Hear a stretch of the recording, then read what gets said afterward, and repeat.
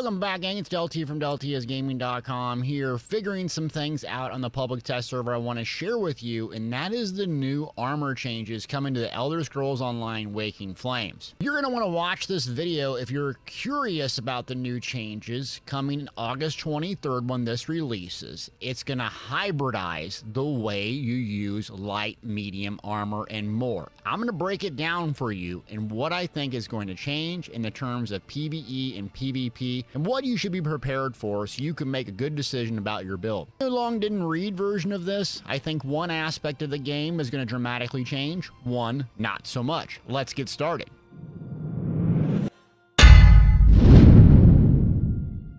We're jumping in game here. Let's go over light armor first, and the two big changes you need to be aware of. One is Prodigy. Increase weapon and spell critical rating by 219 for each piece of light armor equipped. This was shifted over from the medium armor dexterity, which has been reworked and I'll go over in a minute. So now you can get weapon and spell critical based on each piece of light armor you wear. The game is hybridizing some of these passives. That way you can have a mix and choose from running a magic build using medium armor or a stand build using light armor, or a combination of both. So this is the first one that's taken a major change. The second one is concentration. Increase physical and spell penetration by 939 for each piece of light armor worn. Switching gears, let's talk about medium armor and dexterity. Increase critical damage and healing done by 2% for every piece of medium armor worn. This is a fascinating change that I think is going to directly impact PvP significantly. More on that a little bit later. Keep in mind, a lot of crit in light armor, a lot of crit, a lot of penetration for light armor wearers, a lot of crit damage, crit healing for medium armor users, along with weapon and now spell damage by 2% for each piece worn. This was tucked away previously, just weapon damage, and if you're a PvPer out there, you know it was much easier to hit really high weapon damage numbers than a magic user because you didn't have this passive, so you were rewarded constantly for using a lot of medium armor and using proc sets in PvP. Now to heavy armor, which remains largely the same and untouched, so we're going to skip that. Something that also has got a rework is the Fighters Guild. One in particular is Slayer. Increase your weapon and now spell damage by 3% for each Fighters Guild ability slotted. This is very important and relevant for PvE and PvP. A common ability used in both contexts regardless of what you're playing is Camouflage Hunter. Even on a magic build, specifically solo, this can be very strong due to the minor berserk if you're critting, especially in arenas when you can get to the flank of a mob and or boss to burn it down quickly. Another strength of slotting a Fighters Guild ability is Banish the Wicked, which has not been reworked. This is unrelated, but just in case you're unaware, you generate 3 ultimate whenever you kill an enemy. Magic users have a greater incentive to slot an ability like Camouflage Hunter on their bar. Moreover, they can slot Barbed Trap if they're not using Medusas or Channeled Acceleration or getting this minor force buff from another source. Something that I commonly do on PvE is put Camouflage Hunter on my front bar and Barbed Trap on my back. That way I'm getting a boost to my weapon, well, and now spell damage, along with generating ultimate when something dies from a killing blow from me.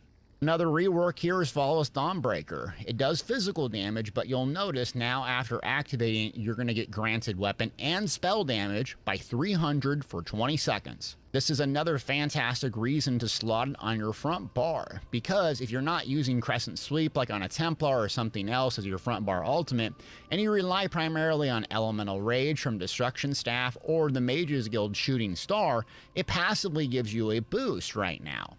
So a 3% increase in weapon and spell damage, along with a low-cost ultimate that does 300 spell damage and weapon damage for 20 seconds, makes it a really strong choice for magic and stam users. A change to the Templar specifically, and one that's going to be incredibly strong for PvE and PvP, is Balanced Warrior now increases weapon and spell damage by 6% and physical and spell resistances by 1320. Before I give you my opinion on what should change and how you should change your builds, I want to give you a couple more points here, and one is on sustain. In case you're unaware, rejuvenation has taken a big, massive hit. You're going to notice some sustain issues. This went from 150 down to 90, so you're going to notice a bit of changes in PvE sustain. PvP, however, has a very handy champion point that was added to this here, Sustained by Suffering. Sustained by Suffering is a good alternative to rejuvenation for PvPers because it gives you that 150 recovery bonus while you're under a negative effects, which is pretty much all the time in PvP. And then lastly, before we get to the scaling, this has been currently in the game, so not new information, but in case you're unaware, heavy weapons using a two-hander has a specific bonus based on the type of two-hander you use. Weapon spell damage for swords, axes increase damage, maces increase pen. Along with dual wield, twin blade and blunt, same sort of thing. Axes, crit damage, maces, pen, swords, weapon and spell damage, and another one, daggers, increasing your crit chance. So what does this all mean? In terms of PvP, I think it's going to dramatically change, specifically for magic builds. Let me give you some examples here. Increase weapon and spell damage by 2% for each medium armor worn. Very, very nice for magpars.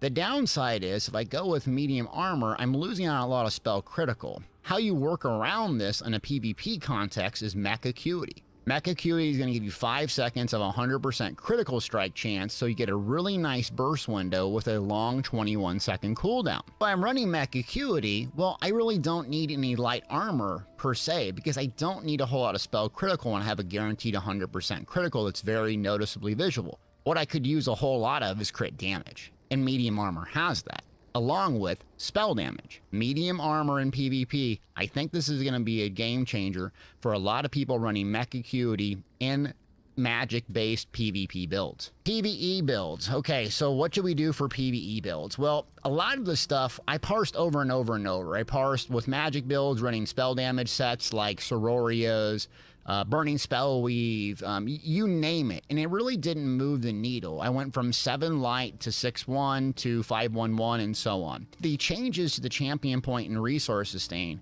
I kind of stuck with the 7 light was performing the best for me. Keep in mind, I don't do hardcore 1%er trials. The average player, I'm telling you, it's probably not going to change that much. 6-1 seems to be kind of the best bet. So if you look in here, the Harpooner's Wading Kilt, it's a pain in the butt to get a hold of, but it's going to give you a lot of crit damage, which is exactly what you're missing out on light. You're going to get a lot of crit, but you need that crit damage to make up for the medium armor users having a massive amount of crit damage. Or if you're running 6 light with the Harpooner's Kilt in a trial, very, very good setup. Now, my old setup and what I've used as a staple that's a very simple setup is running Medusas on the jewelry and weapons, so I get minor force at all time. Mother's Sorrows, then either a monster helm or a mythic. Solo Pale Order, or use like a monster helm like Zon's if I want to do single target. That worked very, very well running 7 light. So I don't see the game fundamentally changing for light armor users in PvE. So for medium armor users, what you're lacking now is a lot of critical, but what you're getting a lot of is crit damage for medium armor users. The same type of results. 7 medium seem to work really, really well, or 6-1.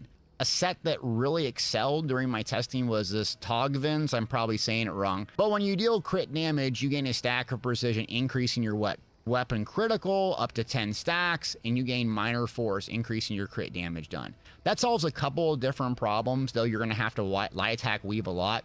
But this gave a lot of crit, which is exactly what was missing from the other stat in the light armor. So a set that I'm probably going to use a lot of, and maybe swap out Kinra's or Reliquins depending on the situation.